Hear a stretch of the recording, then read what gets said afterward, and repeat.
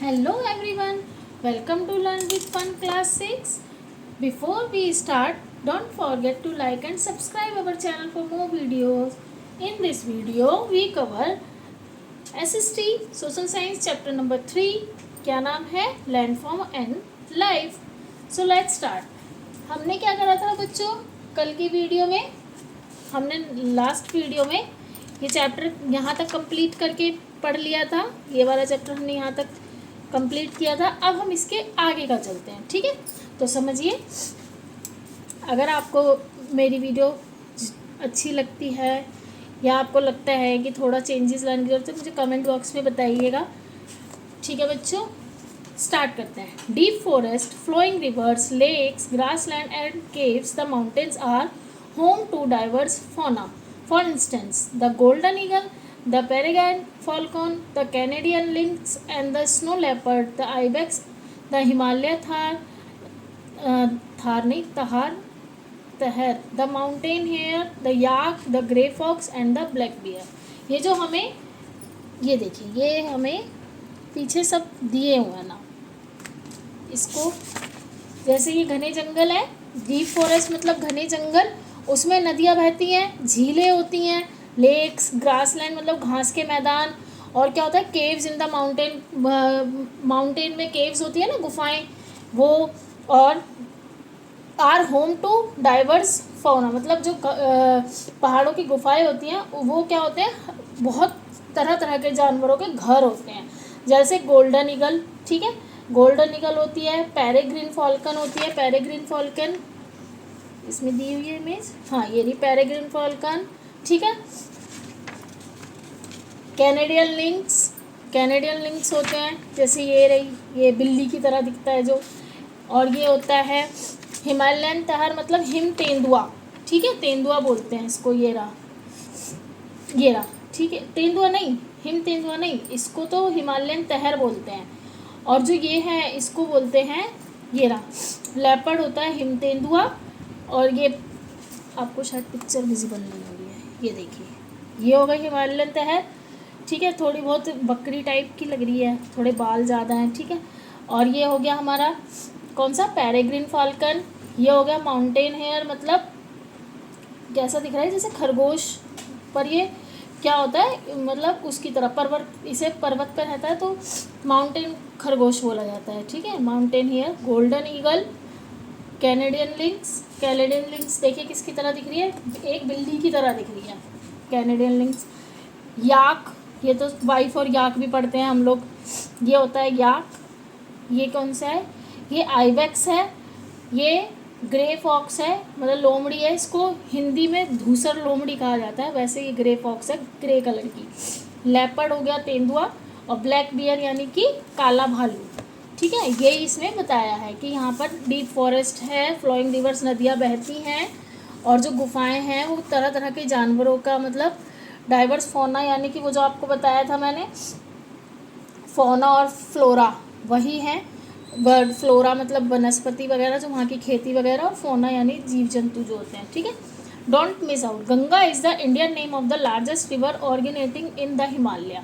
In English Ganges is also use, nearly 2500 kilometre long. This river has numerous tributaries that is other river joining it. Some of them like the Yamuna and the Ghagra also originate in the Himalayas. Other like the Son originate from the Vindhya range of south of the Ganga plain. इसका कहने का मतलब है कि जो हमारी गंगा नदी है वो हिमालय से निकलने वाली सबसे बड़ी नदी है, भारत की सबसे बड़ी नदी है गंगा नदी, ठीक है। अंग्रेजी में इसे गंगेज बोला जाता है, गंगेज, ठीक है। और ये कितनी लंबी है, कम से कम 2500 किलोमीटर यानी 2500 किलोमीटर लंबी है।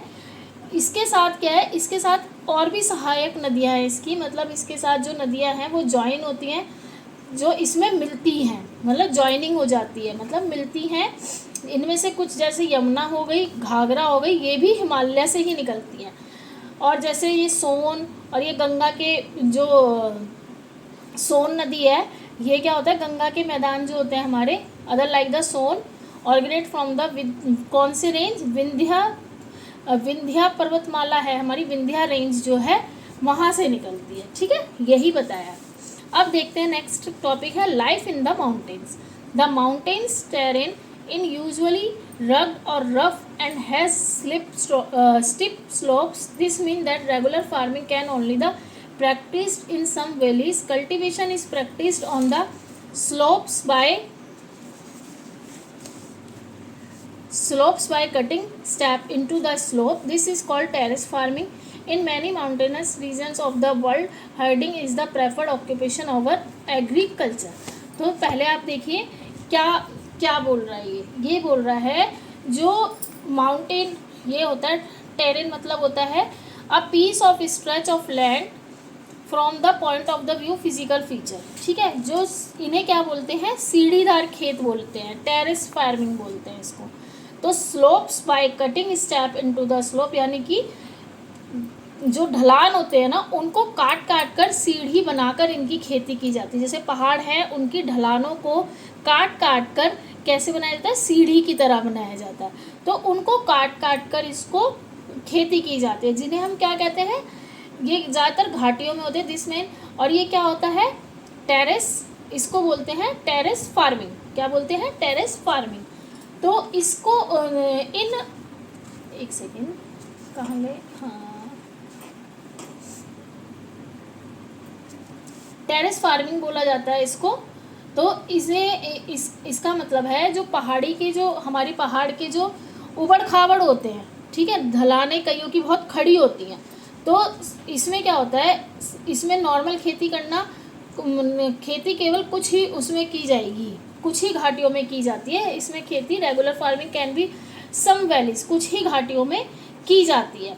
ढलानों पर सीढ़ीदार द्वारा खेती की जाती है। जो कल्टीवेशन है उस पर सीढ़ी की तरह, जो मैंने आपको बताया, काट काट कर खेत बनाए जाते हैं, जो आप देखेंगे तो वो सीढ़ीदार खेत होते हैं। और कहाँ ज़्यादा होते हैं ये, This cultivation is practiced on the slope and cutting way into the slope. This is called terrace farming. In many mountain regions, the herding is a preferred occupation of agriculture. Tourism is often, और ये किस तरफ की जाएगी, ये हमेशा ज़्यादातर north India की तरफ होती है, ठीक है। ये जो टेरेस फार्मिंग होती है ना, ये हमारी नॉर्थ इंडिया की तरफ होती है। किधर, किसकी तरफ होती है, नॉर्थ इंडिया की तरफ। और खेत कैसे होते हैं, जैसे हमें ये पिक्चर में दिखाया गया है बच्चों, इसकी तरह ही खेत होते हैं। तो इसको आगे कंटिन्यू करते हैं। जैसे कि टेरेन का मतलब होता है भूभाग, हिंदी में भूभाग कहते हैं। जैसे भूमि का मतलब हमारी ज़मीन का कोई भाग, जो हमारी ज़मीन का कोई भाग जिस पर हम खेती वगैरह कर कर उसकी एडवांटेज देखते हैं, उसके एडवांटेज देखते हैं, ठीक है। अ पीस ऑफ स्ट्रेच, उसके एडवांटेज देखे जाते हैं। इसके आगे देखते हैं, यहाँ तक पढ़ लिया हमने। अब है tourism is often an important source of income for the people living in the mountain. जो माउंटेन में रहते हैं उनका सबसे बड़ा इनकम सोर्स कौन सा होता है बच्चों, उनका जो इनकम सोर्स होता है ना, वो होता है जैसे कि हम लोग घूमने जाते हैं, ठीक है, तो वहाँ पर उनको वो क्या मिलते हैं, हमें वहाँ गाइड मिलते हैं। तो जो गाइड मिलते हैं, तो टूरिज्म जो है उनका, जो गाइड, जो हमें पर्यटक मिलते हैं, पर्यटन जो हमें वहाँ पर घुमाते हैं, जगह दिखाते हैं वहाँ की फेमस, वहाँ का वो महत्व, उन्हें क्या बोलते हैं हम, टूरिज़्म। तो उन्हें तो हम टूरिस्ट हुए और वो हमें घुमाते हैं, तो ये उनका इनकम सोर्स है वहाँ के लोगों का ज़्यादातर। The crisp mountain air and snake beauty attract many tourist. जो मतलब माउंटेन है, जो पहाड़ है, उनकी जो है माउंटेन एयर, वहाँ की जो हवा है, देखो ताज़ी हवा बोलते हैं, और जो वहाँ की सुंदरता है, जो वहाँ का मतलब व्यू होता है, उतना सुंदर होता है कि वो हम लोगों को, मतलब टूरिस्ट को बहुत अट्रैक्ट करता है, ठीक है, पहाड़ उन्हें अट्रैक्ट करता है। Some tourist also go to the mountain for sports such as skiing, hiking, mountaineering and paragliding. Paragliding भी आपने सुना होगा। कुछ जो टूरिस्ट होते हैं वो क्या करने जाते हैं, हाइकिंग, ठीक है, स्कीइंग, और पर्वतों पर वो करते हैं ना, जैसे टेंट लगाकर थोड़े कि हम इस टेंट में रहेंगे थोड़े दिन। पैराग्लाइडिंग ये क्या की जाती है, पहाड़ों में जाते हैं इसको करने के लिए कुछ tourist. For many centuries people have also travelled of these upland for pilgrimage to holy sites, but an excessive inflow of visitor can also put the fragile mountain environment under pressure. It is often difficult to find the right balance. जो हमारे क्या बोल रहे हैं, for many centuries, हाँ, Holi site, यानी कि जो हमारे पहाड़ पे होते हैं पवित्र स्थल जो है हमारे, जैसे कि आपने अमरनाथ, केदारनाथ, वैष्णो देवी, ये सब क्या होते हैं, ये हमारे पवित्र स्थल होते हैं। तो ये कहाँ पर हैं, ये पहाड़ पर हैं।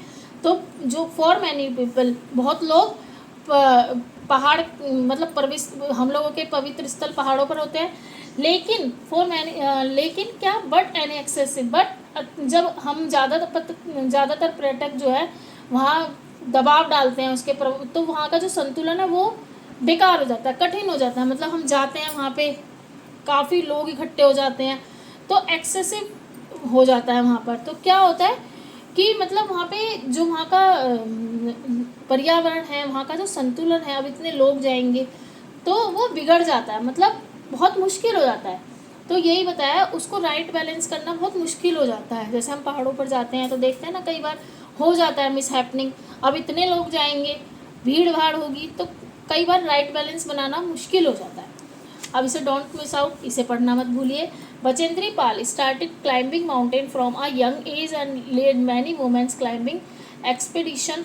She was the first Indian woman to climb Mount Everest in 1984 and was awarded Padma Shri the same year and Padma Bhushan in 2019. जो बचेंद्री पाल थी, उन्होंने बहुत छोटी उम्र में ही क्या कर दिया था सॉरी पहाड़ों पर चढ़ना शुरू कर दिया था, बहुत छोटी उम्र में ही।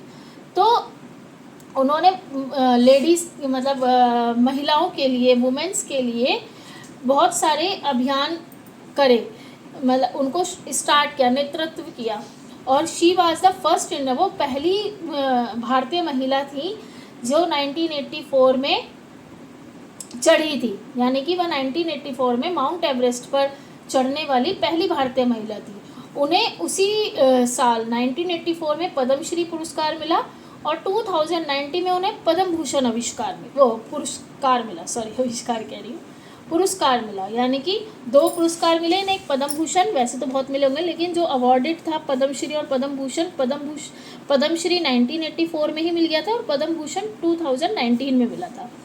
Arunima Sinha lost a leg in an accident when she was 22 with Bachendri Pal's encouragement and training. She managed to climb Mount Everest in 2013 and went on the climb the highest peak of every continent, including Mount Vinson in Antarctica. She was awarded Padma Shri in 2015. जो अरुणिमा सिन्हा थी, उन्होंने 22 साल की उम्र में एक accident में अपना पैर खो दिया था, ठीक है। लेकिन बचेंद्री पाल ने उनको प्रोत्साहन और उनसे उन्होंने ट्रेनिंग ली।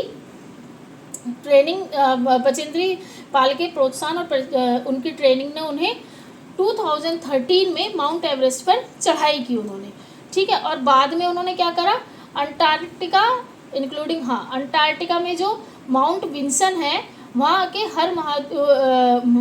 माउंट विंसन की अंटार्कटिका में है, उनकी सबसे ऊंची चोटी पर चढ़ी वो, ठीक है। तो उन्हें भी पद्मश्री पुरस्कार मिला 2015 में बच्चों, ठीक है। लेट्स एक्सप्लोर, ये भी देखते हैं। This image figure 3.6 on page number 50 depict a few challenges the people living in the mountain may face, discuss them in group. आपको ये इसके ऊपर एक पैराग्राफ लिखना है कि उनको क्या क्या चैलेंजेस लिए। पहले आप फिगर देखेंगे 3.6, ये रहा, ठीक है, ये रहा। तो इसका फिगर देखकर आपको इनके चैलेंजेस, मतलब इसके लिए आपको ये सब देखने पड़ेंगे चैलेंजेस। इसका एक 1 पैराग्राफ भी लिखना है अपने क्लास में, ग्रुप में डिस्कस करके, ठीक है। जैसे कोल्ड वेदर, कोल्ड ब्रस्ट, ठीक है, uncontrolled tourism, heavy snowfall, landslide, ये सब देखो, फ्लैश फ्लड वगैरह ये सब दे रखे हैं। तो इसमें आपको क्या करना है, इनको देखना है और इसके बारे में एक पैराग्राफ लिखना है। तो और क्या करना है, क्लास में डिस्कस करना है, ठीक है। तो इसको आप देखिएगा, एक सेकंड देखिए, जैसे फ्लैश फ्लड हो गया, इसमें आपने देखा कि एकदम क्या आता है, बाढ़ आ जाती है। एक मिनट, मैं कैमरा इधर कर देती हूँ ताकि आप देख सकें, ठीक है। इसमें देखिए जैसे एकदम क्या आ जाती है, बाढ़ आ जाती है। कितना अभी काफ़ी जगह पे बाढ़ आ जाती है जब बारिश का मौसम होता है। तो ये हो गया फ्लैश फ्लड। फिर ये लैंडस्लाइड हो जाती है, जिसे हम हिंदी में भूस्खलन बोलते हैं। ज़मीन जो है फट जाती है, जैसे कि ये है। तो इसमें भी काफ़ी कुछ नुकसान होता है। और इसमें इसके बारे में आपको पैराग्राफ लिखना है। अनकंट्रोल मतलब टूरिस्ट बहुत चले जाते हैं, तो टूरिस्ट क्या करते हैं, वहाँ पर अनकंट्रोल भीड़ हो जाती है। आपने देखा होगा कि कितनी भीड़ हो जाती है वहाँ पर। कई बार हम न्यूज़ में भी सुनते हैं कि वहाँ पर शिमला में इतने लोग फंसे हुए हैं। ये हैवी स्नोफॉल हो जाता है। हैवी स्नोफॉल में इंसान बहुत परेशान हो जाता है। अब ये एवलेंच है, इसको हिंदी में क्या बोलते हैं, जैसे हमारा लैंडस्लाइड होता है, ये तो ज़मीन का भूस्खलन, ये हो गया हमारा क्या बोलते हैं इसे, पहाड़ पे क्या बोलते हैं, भूस्खलन की जगह इसको बोलेंगे आइस, मतलब हिम हिम बर्फ़ पिघलना, एकदम पिघल जाते तो हिमस्खलन बोलते हैं वैसे। तो ये हो जाता है। तो वहाँ पे आपको ये देखना है कि वहाँ के लोग किस तरह से इसको कोल्ड ब्रस्ट हो जाते हैं, बादल फट जाते हैं बहुत हेवी, फिर रेनफॉल हो जाती है जिसके कारण बाढ़ आ जाती है, कोल्ड वेदर हो जाता है। तो आपको यही बताना है कि वहाँ के लोग किस तरह से सरवाइव करते होंगे। उसके लिए आपको एक पैराग्राफ लिखना है, अपने दोस्तों के साथ एक्टिविटी करनी है, ठीक है। अब हम आते हैं नेक्स्ट पेज पर। Sorry, don't miss out. Many traditional communities around the world consider mountains to be sacred places and worship them. Mount Everest, the highest mountain in the world at 8,849 meters, has many names. Tibetan calls is Chomolungma, which means mother goddess of the world, and worship the mountain is such. Nepal is called is Sagarmatha, meaning goddess of the sky. Similarly, Mount Kailash in Tibet is held sacred by followers of Hinduism, Buddhism, Jainism, and born an ancient Tibetan religion. Such reverence for mountain summits is also found elsewhere in India as well as in other parts of world. इसका क्या मतलब है, जो हमारी जैसे हमारी दुनिया में क्या होता है, बहुत तरह के लोग रहते हैं पहाड़ों को, मतलब बहुत तरह के लोग हैं, तो उनकी अपने अपने देवी देवता। तो पहाड़ों को बहुत सारे जो लोग हैं, कम्युनिटीज़ जो है बहुत पवित्र मानती है। जो हमारी माउंट एवरेस्ट है वो 8,849 मीटर ऊंची है, जो दुनिया की सबसे ऊंचा पर्वत है। पर आज तक का किसी climbed highest mountain has many names, मतलब इसमें यही बोला है कि दुनिया की सबसे ऊंचा पर्वत है। और तिब्बत का जो माउंट कैलाश है वो 4 धाम जो है हमारे, उनको बहुत 4 धामों के, तिब्बत वाले जो ये तिब्बत के लोग इसको 4 धाम, ठीक है, 4 धाम जो है उसके पवित्र माना जाता है। जैसे हिंदू धर्म, जैन धर्म, बौन, ये सब अलग अलग तरह से, कोई इसे गॉडेस ऑफ द स्काई बोलता है, कोई मदर गॉडेस बोलता है, mother goddess of the world. तो यही इसमें बताया कि हर तरह के जो लोग हैं, जैसे जैनिज्म, बुद्धिज्म, सबका अपना अपना है। कोई इसे गॉडेस ऑफ स्काई बोलता है, माउंट कैलाश को कोई mother goddess of the world बोलता है। जो तिब्बती लोग होते हैं इसको चोमुलुंगमा कहते हैं, चोमुलुंगमा, जिसका जो अर्थ है वो क्या है कि जो हमारे मतलब दुनिया की माता, mother goddess of the world, विश्व माता, ठीक है, विश्व माता। और इस पर्वत की पूजा करते हैं, ठीक है। जो नेपाल के लोग हैं वो उसको क्या कहते हैं, नेपाल के लोग उसको सगरमाथा कहते हैं। सगरमाथा उसका अर्थ होता है गॉडेस ऑफ द स्काई, मतलब आकाश की देवी। गॉडेस मतलब देवी, जैसे मदर गॉडेस, गॉड मतलब देवता, और गॉडेस मतलब आकाश की देवी कहा जाता है। और जो तिब्बत के लोग हैं, तिब्बती जो हैं वो, जैसे कि इसमें हिंदू धर्म भी होता है, बौद्ध धर्म, जैन धर्म, बौद्ध धर्म क्या होता है, एक बहुत मतलब पुराना तिब्बती धर्म है, उसको बोलते हैं बौद्ध धर्म। वो भी इन्हें पवित्र मानते हैं और भारत के कई क्षेत्रों में इनको पूजा जाता है। वो इंडिया के मतलब भारत के, इंडिया के कई क्षेत्रों में इन्हें पूजा जाता है। इसके बाद नेक्स्ट टॉपिक है हमारा क्या, नेक्स्ट हो गया हमारा platters. A platter is a land form that rise up the surrounding land and has a more or less flat surface. Some of its sides are often steep slopes like mountain plateaus can be young or old in terms of the earth history. Two examples of plateau are the Tibetan plateau and largest and highest plateau in the world, and the Deccan plateau. The height of plateau can vary from a few hundred meter to several thousand meter. इसका क्या मतलब है, यानी कि जो इन्हें एक होता है पर्वत माउंटेन, एक होता है पठार, तो ये होते हैं पठार प्लेट्यू, ठीक है। इसमें क्या होता है, ये जो हमारी धरती है मतलब हमारी जो अर्थ है उसके जो आसपास का जो लैंड होगी वो ऊंचा उठा होता है। इसकी वजह से क्या होता है, वो कम समतल मतलब सरफेस उसका समतल नहीं होगा, समतल मतलब फ्लैट सरफेस नहीं होगा। इसके जो किनारे हैं वो खड़े होते हैं, खड़े रहते हैं, अक्सर खड़े होते हैं, मतलब भूमि से ऊंचे, हमारी पृथ्वी से ऊंचे, पहाड़ों से नीचे, ठीक है।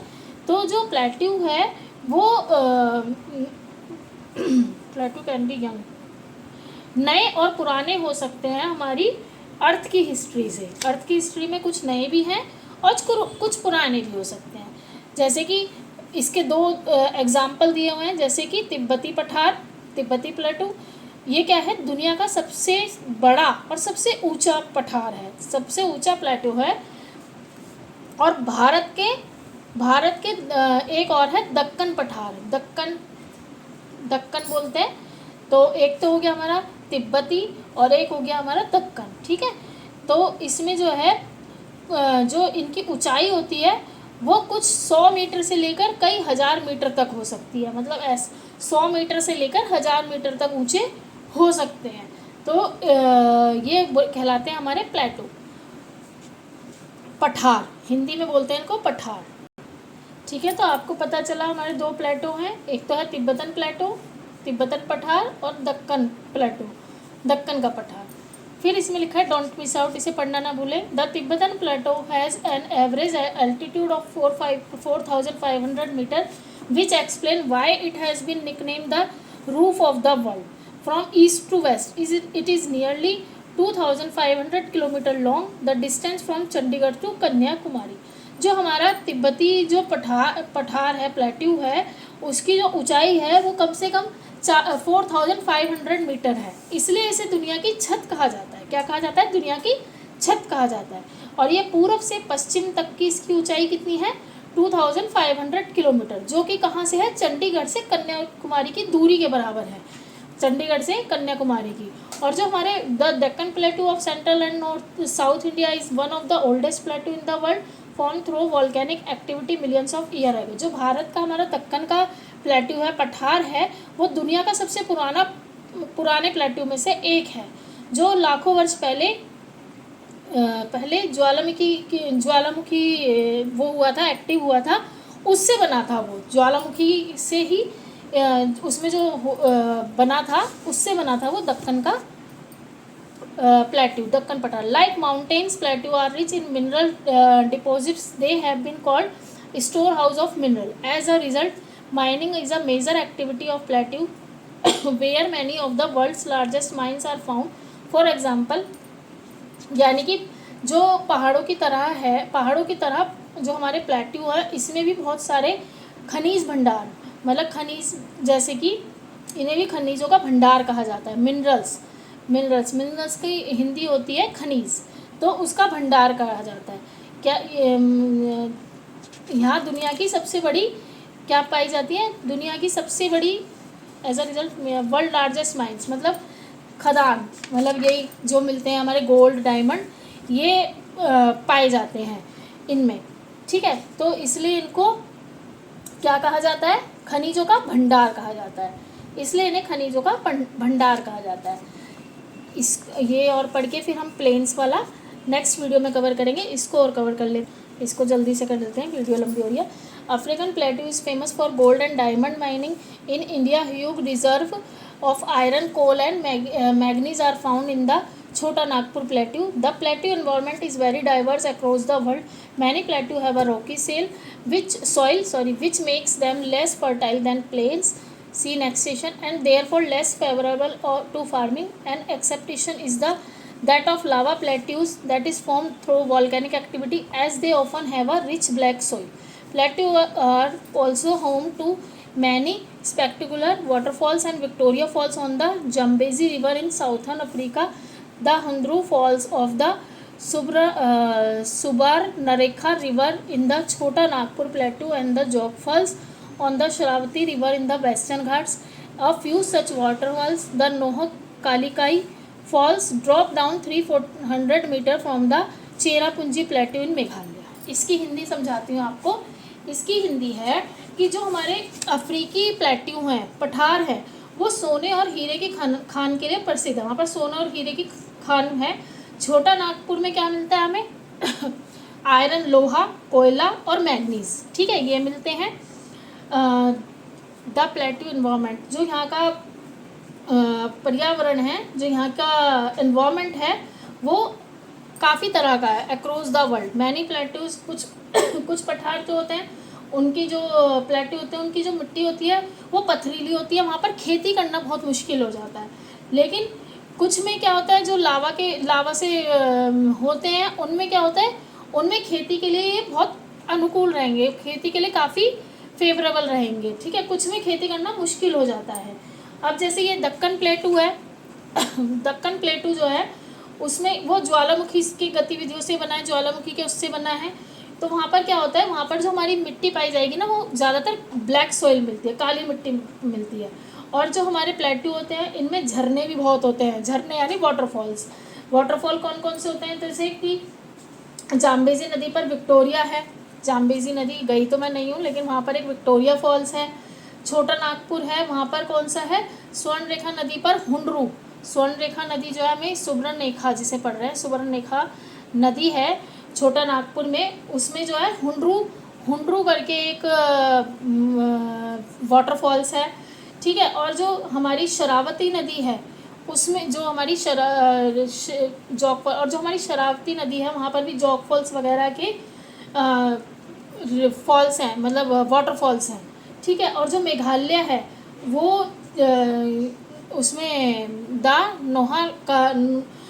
नोहा कालिकाई, मतलब नोहा कालिकाई भी एक फॉल्स है, जो मेघालय के चेरापूंजी प्लेटू से 340 मीटर 340 मीटर्स नीचे की ओर गिरता है. तो ये हमारा आज वाटरफॉल्स वगैरह के बारे में बताया, और ये प्लेट्यूज़ के बारे में कंफर्म आपको बता दिया. आई होप आपको मेरी वीडियो पसंद आई होगी. अगर कोई भी क्वेरी हो तो प्लीज़ मुझे कमेंट बॉक्स में लिखिएगा. इसका आगे का जो टॉपिक है प्लेन्स का, वो हम नेक्स्ट वीडियो में कवर करेंगे. जहाँ तक हो जाएगा ये वाली वीडियो में कंप्लीट पूरा हो जाएगा, पूरा कवर कर लेंगे हम. फिर हम इसके क्वेश्चन आंसर कवर कर लेंगे. Thanks for watching. Like, share and subscribe. Keep learning, keep growing, always believe in your self बच्चों. See you all in next video. Bye everyone.